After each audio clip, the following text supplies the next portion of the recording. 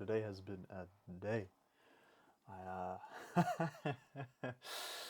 I did some silly things, and while my self-esteem is a ton better than it used to be, it's still not quite like at the point of where I can immediately bounce back from some things. It takes me a little bit sometimes, and there's some emotional latency in there. And maybe I can talk about it a little bit and how I sort of coached myself through it and what I reframed it as. Because essentially what had happened is I'd messed up a rebase. It happens. I had a massive amount of fucking changes and a massive amount of shit in context in my head. So when you have something of that scope, mistakes are bound to happen. And they did. And that was the reframe for me, right? Because initially it was about like, it became a huge thing around like imposter syndrome. Like, oh my God, I made a mistake. Now they're going to think that I'm not competent or whatever the fuck. But I thought about it, and I mean, it was already fixed, but it was already fixed within like an hour or two of me having realized it had happened. So it wasn't even that major of a thing, you know what I mean? But then my brain had already gone off on it, and I really had to, I really had to wrangle myself in on that one. It wasn't super easy. I definitely had to sit with that discomfort of, oh shit, I messed up for a little while. For some reason, my brain was ruminating on it a fair bit. It's probably because there's some other stuff happening. And when you're staring down the barrel of a massive task, it can be really easy for doubt to creep in. Like super easy, right?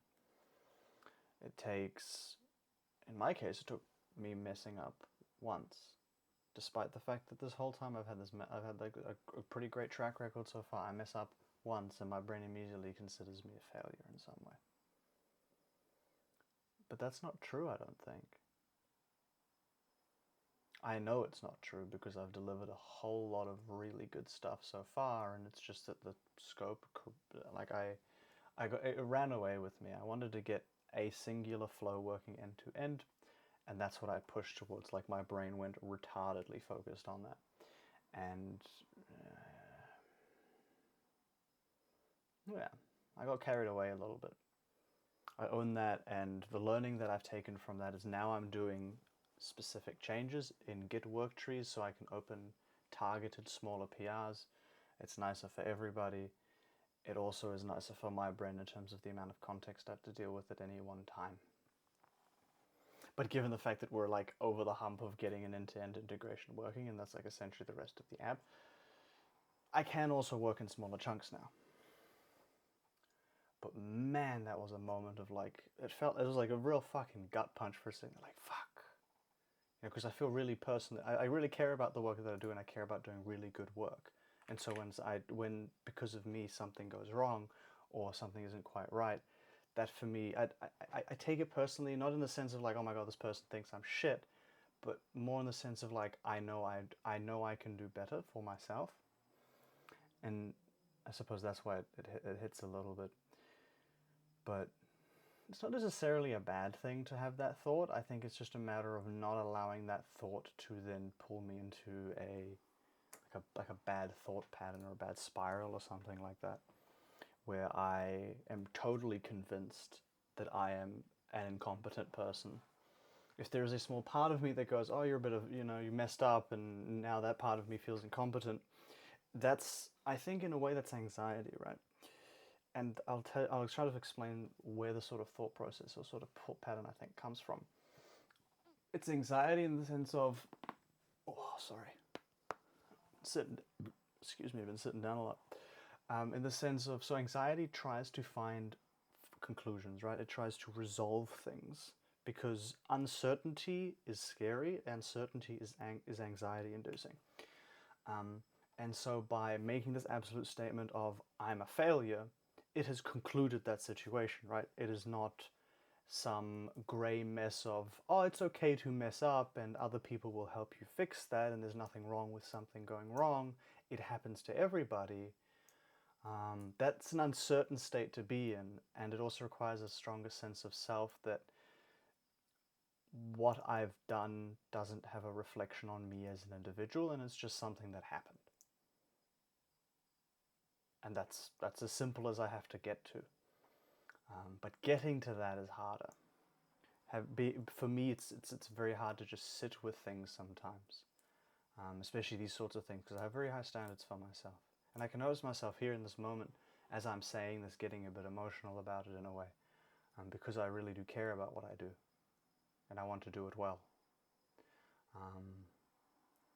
And in that sense, I suppose it's very easy for me to rebuttal myself, or that part of myself that says I'm a failure, or I'm not doing a good job, or I'm an imposter, because if I care this much, it's impossible for me to fail.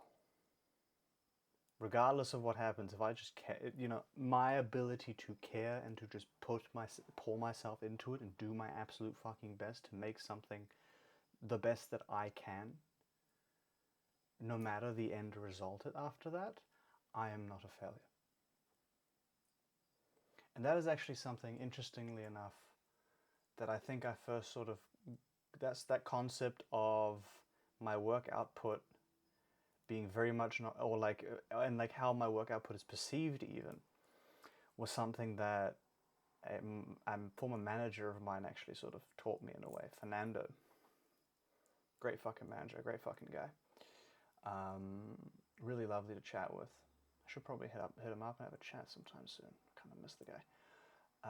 But he imposed that on me because like I worked through with him in a time when I wasn't doing very well performance-wise and like mentally at Atlassian, my previous job, and he really helped me to turn my the whole performance thing around and like do a whole lot better for myself, because he was a great manager. I will be honest, he was a really great manager.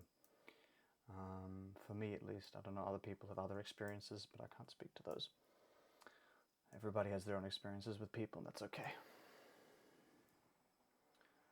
So, yeah, just like that whole coming to terms with the fact that I can make mistakes and that's okay has been very much a learning curve for me. And I say, every time I say it, like I'm sitting here and I say it's okay for me to make a mistake, and I can feel myself sort of tearing up a little bit.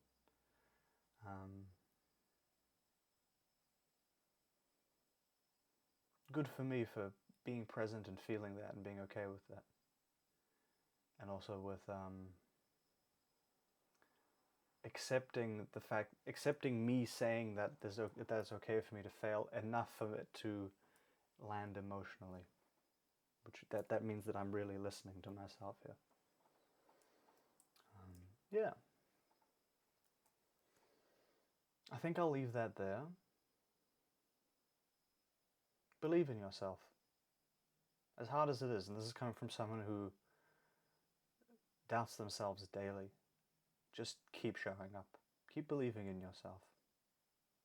Even if in moments you don't believe in yourself, find reasons to do so anyway. Because there is enough despair and sadness and people, that are hopeless in this world. So if you continue to believe in yourself, you continue to be a beacon of hope for others and for yourself. And that is what I'm hoping I can be for myself. And in turn, by doing that for myself, I give permission to others to do it as well, and to do it for them as well. Yeah. Ain't life beautiful? Take care, friends.